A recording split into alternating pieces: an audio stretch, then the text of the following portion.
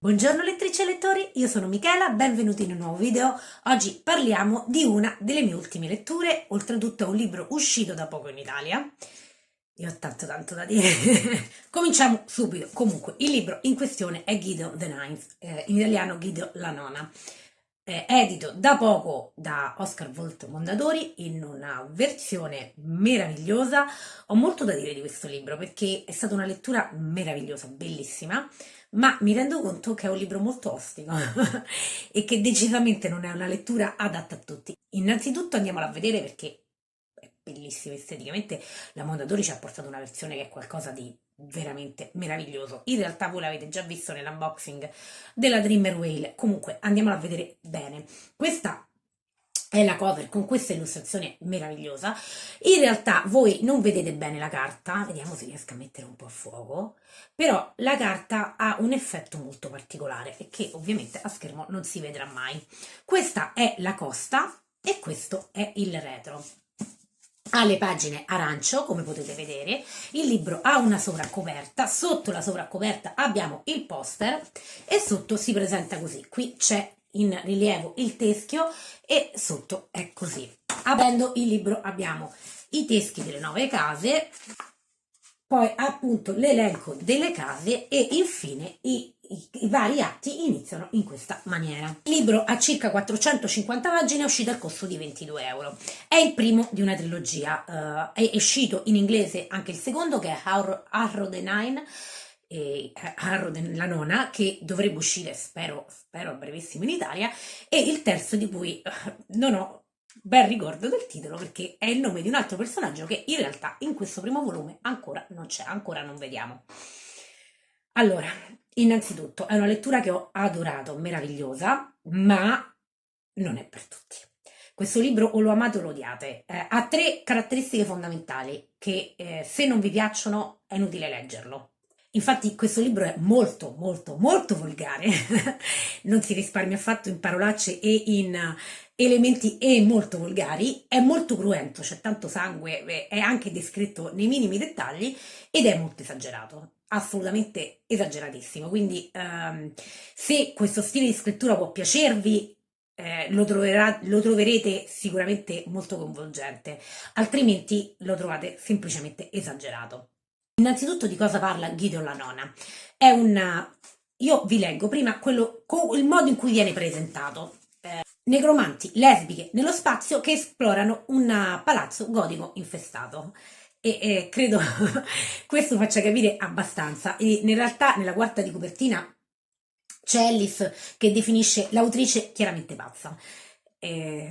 Ovviamente io sono dell'idea che Alice abbia assolutamente ragione, perché in realtà la storia di questo libro si può riassumere appunto con necromanti lesbiche nello spazio, spadaccine, ma è anche molto più complessa di così. Siamo in una, non è dato saperlo, sembrerebbe un futuro, comunque in una situazione in cui siamo nello spazio, la popolazione è rimasta, per quel che ne sappiamo, perché in realtà del world building sappiamo pochissimo, divisa in 9 case su 9 pianeti diversi, guidati da questo imperatore, e ogni casa è guidata da negromanti che fanno cose. Negromanti, sì, il negromante è quello che riesce a muovere, a comunicare, avere a che fare insomma con i morti, con l'aldilà attraverso dei poteri particolari. In questo caso ogni casa ha delle caratteristiche peculiari, per esempio c'è chi riesce a risucchiare l'anima di qualcun altro, insomma, e così via. Noi ci troviamo all'inizio della storia nella nona casa, la nona casa che ci viene presentata esattamente come una tomba, perché ha un compito questa nonna casa che non vi dirò perché ovviamente sarebbe spoiler, ma tutti gli abitanti della nonna casa sembrano dei morti ambulanti e ovviamente la nonna casa è abitata da molti scheletri perché essendoci tanti negromanti, i negromanti riescono a far muovere insomma gli scheletri e a fargli fare cose. La nonna casa è in qualche maniera, anche se non ufficialmente, guidata da Arro la nona. Arro è questa giovane ragazza molto inquietante e anche molto cattiva, diciamo, malefica, che ha la capacità di muovere, così è dire troppo poco, ha comunque la capacità di muovere, di far vivere, di far fare cose agli scheletri, a pezzi di scheletri, a pezzi di ossa. Su la nona casa vive Gideon. Gideon è l'altra unica altra ragazza giovane che vive su questo pianeta, su questa situazione.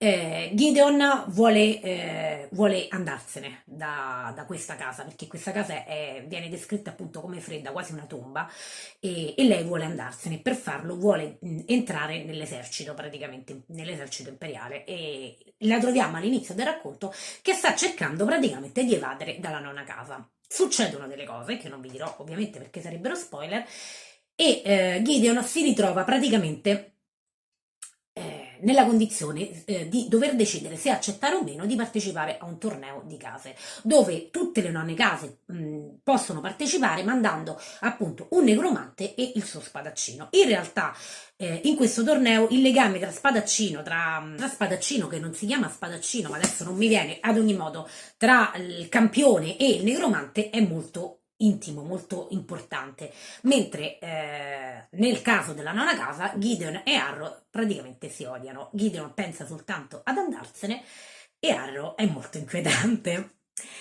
E la struttura del libro è strutturato proprio come un libro cavalleresco, fantasy, di un torneo. E appunto un torneo per la sopravvivenza, per poter aspirare a qualcosa di più. Il fine ultimo del torneo è per i negromanti di diventare lettore, che è questa figura che assiste l'imperatore a poteri enormi. La Gideon si trova coinvolta in questo torneo, o comunque ha la possibilità di trovarsi coinvolta in questo torneo con la speranza di poter essere libera dalla nona casa. È molto più complesso di così. In realtà il libro è molto complesso. Cercherò di spiegarvelo in qualche maniera, ma sarà molto complicato. Innanzitutto parliamo del world building. Il world building è molto claustrofobico. Noi non sappiamo molto della storia, di quello del mondo dove loro si trovano, non sappiamo anzi quasi niente. E per tutto il libro l'autrice non ci dice praticamente niente del world building. Molte delle critiche che vengono fatte a questo libro è perché è appunto che il world building sia carente. In realtà io ho trovato questo world building più che carente, è claustrofobico. Ossia, noi ci troviamo per la maggior parte del libro in questa castello gotico, fantascientifico, in questo ambiente molto chiuso, questo ambiente chiuso dove loro si trovano con pochi personaggi, ma comunque è un ambiente chiuso dove succedono cose, e la situazione sembra veramente claustrofobica, e tu ti ritrovi, noi seguiamo il libro dal punto di vista di Gideon, ti trovi lì insieme a Gideon senza sapere bene cosa sta succedendo, cosa c'è intorno a te, e praticamente non sai niente, cioè, questo è il punto. Questa cosa l'ho apprezzata perché Gideon, quando arriva lì, lei è cresciuta sulla nona casa, in realtà del resto del mondo non conosce nulla, è quasi ignorante rispetto al mondo che la circonda, e quindi noi ci troviamo con uno sguardo rispetto al mondo in cui avviene tutto ciò molto limitato. Capisco che per alcuni lettori è veramente limitante non sapere niente del world building. Questa cosa invece di tenerti lì legata a questo ambiente senza sapere niente, ma con questa sensazione di claustrofobia, di non riuscire a uscire dalla stanza chiusa in cui sei, io l'ho apprezzato tanto, però mi rendo conto che questa cosa non sia adatta a tutti i lettori. Quindi se voi avete bisogno di world building molto spiegato, di avere spiegazioni dall'autore, ecco qua non ne avrete. Nessuna, di nessun tipo. Tutto ciò che Muir ci dice del mondo è veramente essenziale, a volte neanche l'essenziale, anzi in realtà non ci dice proprio niente.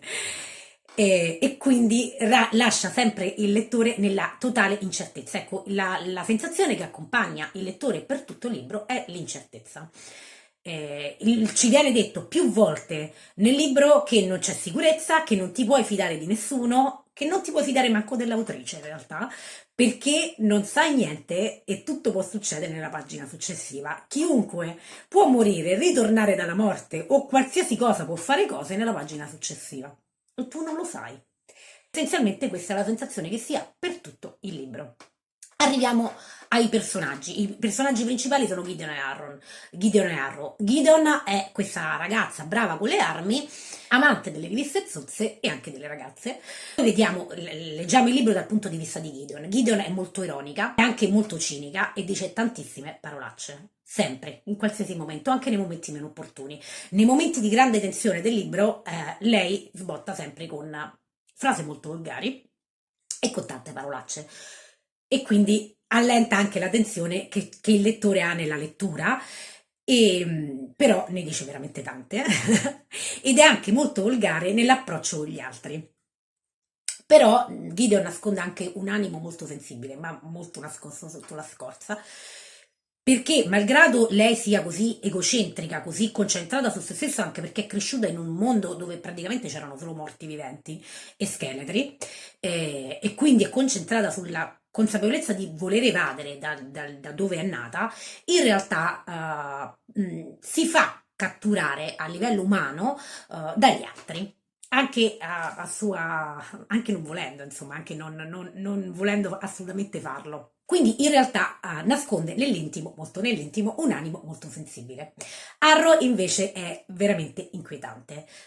Noi la troviamo sempre, entrambe, essendo della nonna casa, si truccano il viso come fosse un teschio, ma Arrow la troviamo sempre incappucciata con tanti veli neri, sotto tanti veli neri e sempre ti dà l'idea di essere veramente cattiva, ma quasi sociopatica forse, asociale sicuramente, e la scopriamo veramente piano piano. Le due all'inizio si odiano, quindi noi vediamo Arrow dal punto di vista di Gideon e Arrow veramente è inquietante.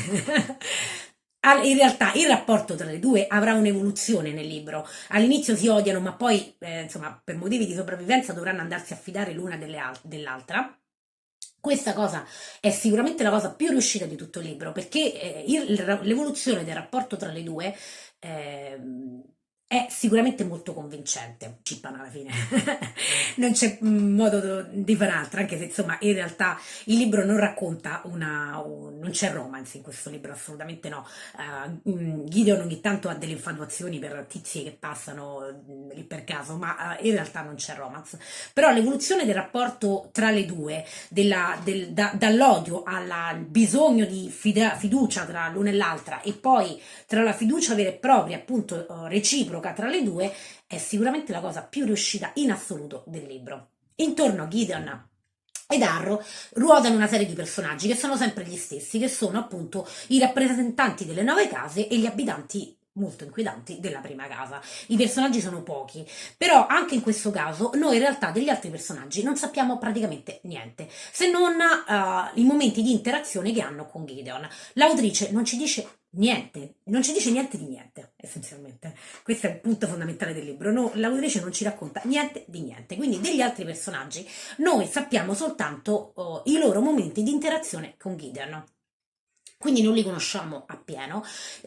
Probabilmente se voi amate libri semplici, considerate che gli altri personaggi non sono pochi, perché sono rappresentanti di 8 case con i paladini, quindi sono 16 personaggi più gli abitanti della prima, quindi sono parecchi su cui bisogna, anzi in realtà sono 17, non 16, perché insomma c'è qualcun altro in più, e gli abitanti della prima, di cui appunto non sappiamo niente, quindi bisogna fare attenzione, anche perché il libro è un calderone di roba, bisogna fare attenzione tra chi fa cosa, chi è chi.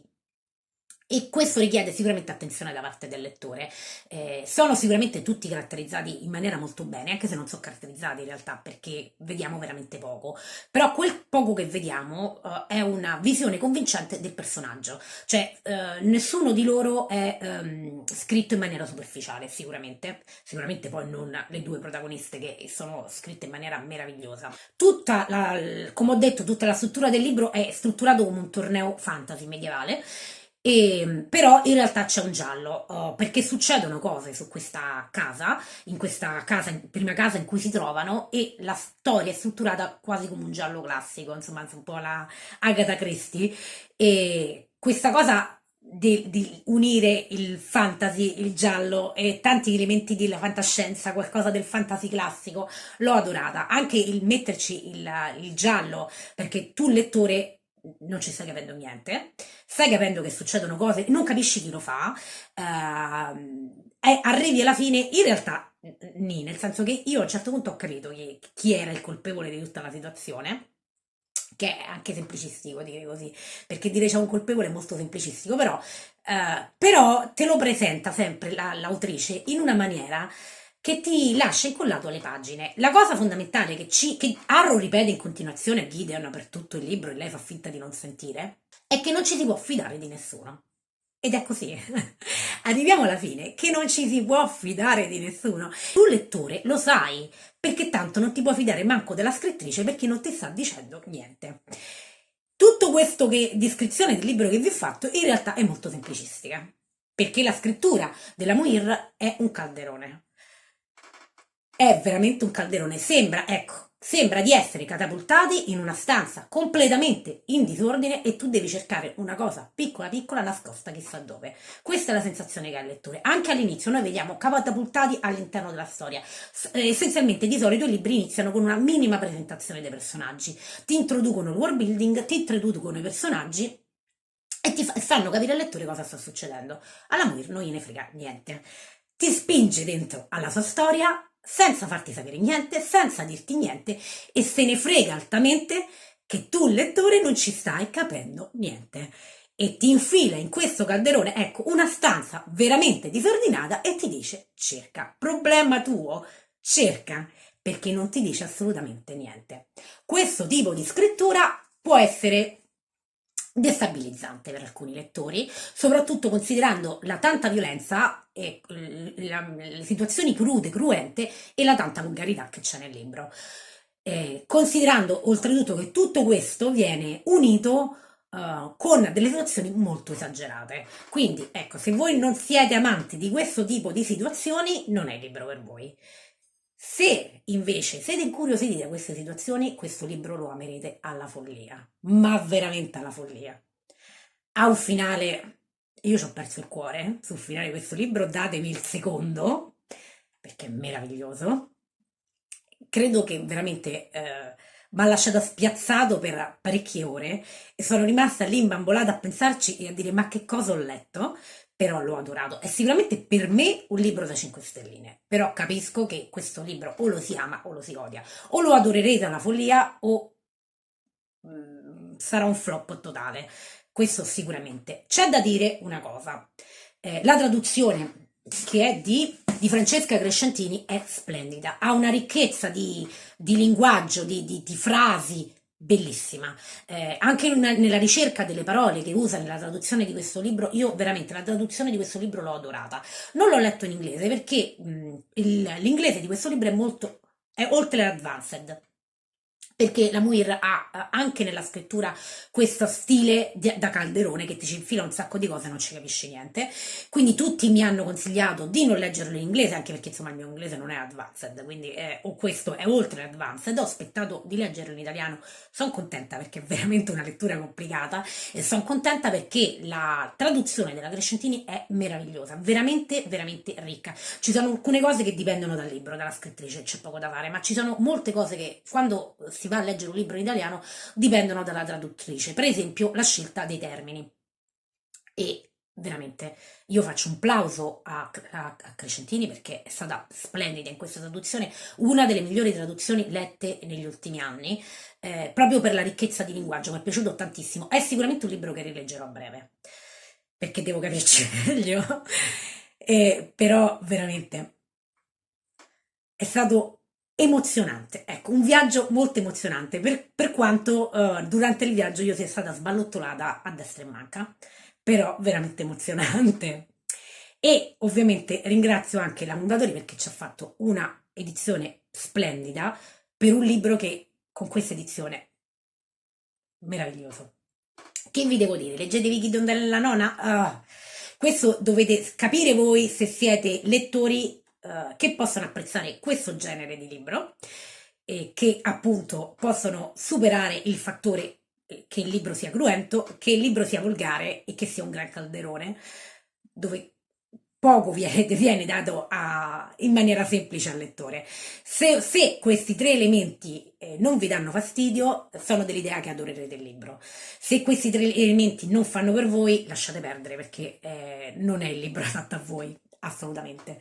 Però un libro che io, ecco, ho adorato. Però, ripeto, ho amiche che l'hanno letto e hanno il giudizio completamente opposto al mio. Però, ecco, dipende da voi. Sicuramente se dovessi definire il libro è eccessivo.